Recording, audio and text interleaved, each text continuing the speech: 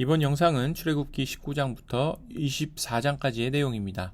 시내산에 도착한 이스라엘 백성들은 하나님께 율법을 받습니다. 그리고 하나님과 이스라엘 백성은 언약을 맺게 됩니다. 시내산의 정확한 위치는 알 수 없습니다. 현재로서는 이집트 시나이 반도 남부에서 모세의 산이라고 불리던 제벨 무사가 가장 많은 학자들이 시내산으로 여기는 장소입니다. 출애굽을 한 이스라엘은 유월절 사건이 있었던 달을 유대인들의 1월로 하게 됩니다. 오늘날 우리가 사용하는 달력을 기준으로 보면 3월경에 유대력의 1월이 시작되는 것입니다. 유대력 1월 14일 저녁에 유월절의 밤을 보내고 출애굽을 한 이스라엘은 셋째 달 초하룻날 시내산에 도착을 하게 됩니다. 2달 반이 걸려서 시내산에 도착한 것입니다. 하나님께서는 시내산 기슭에서 이스라엘을 구원하신 목적을 말씀하십니다. 하나님께서 이스라엘을 선택하시고 그들을 구원하신 것은 이스라엘이 하나님의 백성으로서 세상 모든 민족을 위한 제사장 나라가 되어 아담이 실패했던 왕과 같은 제사장의 사명을 감당하게 하시려는 것입니다. 이것을 위해 하나님께서는 이스라엘 백성들과 언약을 맺으시고 그들에게 율법을 주심으로 세상과 구별된 거룩한 백성으로 만들어 가십니다. 하나님의 백성으로 선택받은 이스라엘이 하나님과의 언약을 잘 지키며 거룩한 민족으로 살아가게 된다면 세상의 모든 나라와 민족들이 회개하고 하나님께 되돌아와 예배하는 우주적 성전이 회복될 것입니다. 그리고 우리는 하나님의 백성들이 거룩한 민족이 되어 세상을 향한 제사장적 사명을 감당하는 소명이 궁극적으로 그리스도인과 교회를 통해 이어지고 성취된다는 것을 성경 전체를 통해서 보게 될 것입니다. 출애굽기 20장 1절에서 17절까지는 하나님께서 이스라엘 백성에게 주신 십계명이 나옵니다. 십계명은 하나님과 이스라엘 백성의 언약 관계의 핵심이죠. 하나님과의 언약 관계 가운데 있는 하나님의 백성은 거룩한 백성으로 살아가야 하기에 십계명을 온전히 지켜야 합니다. 구원받은 사람은 필연적으로 거룩한 삶을 열매로 맺어야 하는 것이죠. 십계명에서 4계명과 5계명은 하라는 명령이고 나머지 8가지 계명은 하지 말라라는 명령으로 되어 있습니다.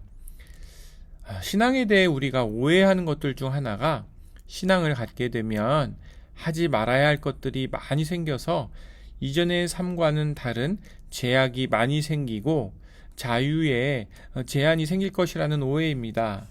그러나 사실 십계명은 우리에게 참된 자유를 주시기 위한 계명입니다.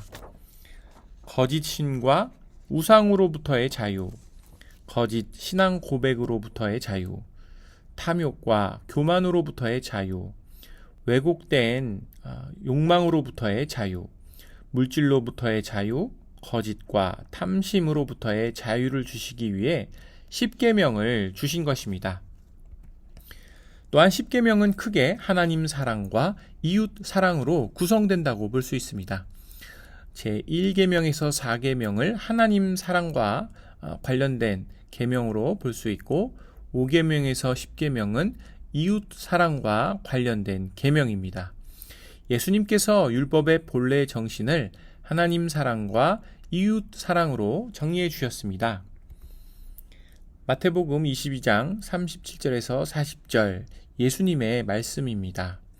예수께서 그에게 말씀하셨다.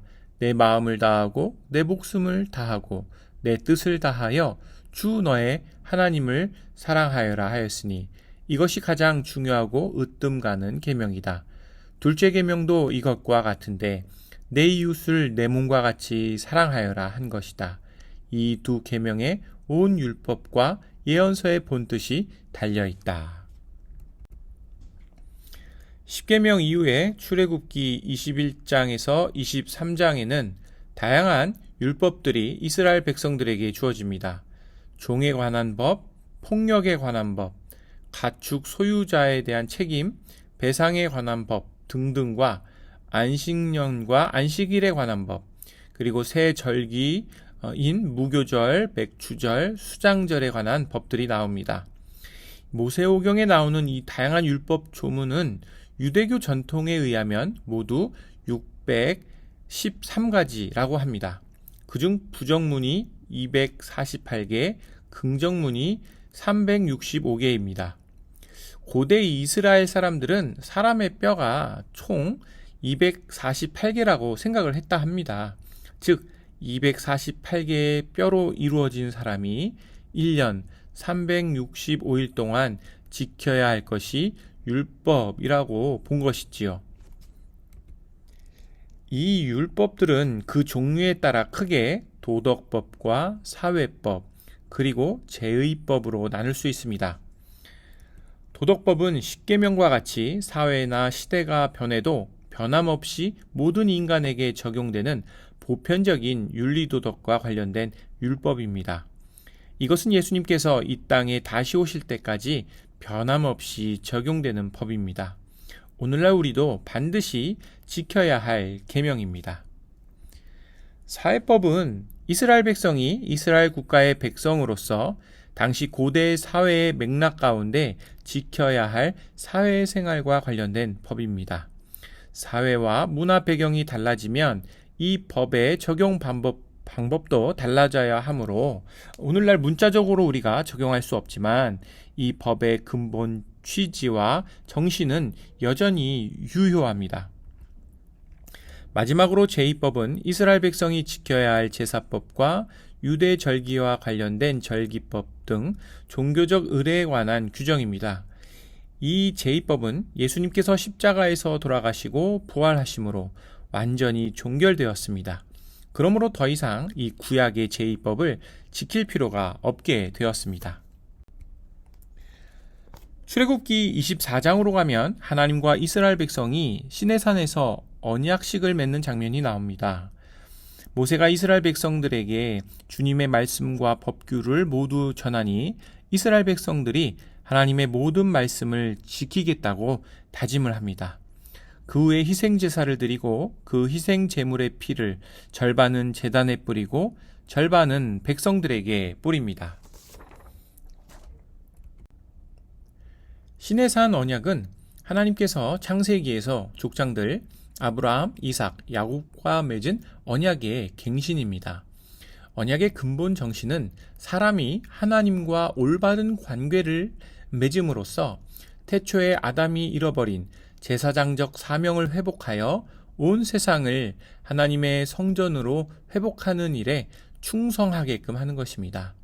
이 일은 종국에 예수님께서 자신을 희생제물로 드리시고 십자가에서 새 언약의 피를 흘리심으로 성취가 됩니다. 하나님께서 하나님 나라의 백성을 준비시키는 놀라운 구속의 이야기를 계속해서 함께 읽어봅시다. 여러분이 직접 성경을 읽을 때 온 세상을 향한 참된 이야기, 구원의 이야기를 직접 보고 느끼실 수 있을 것입니다.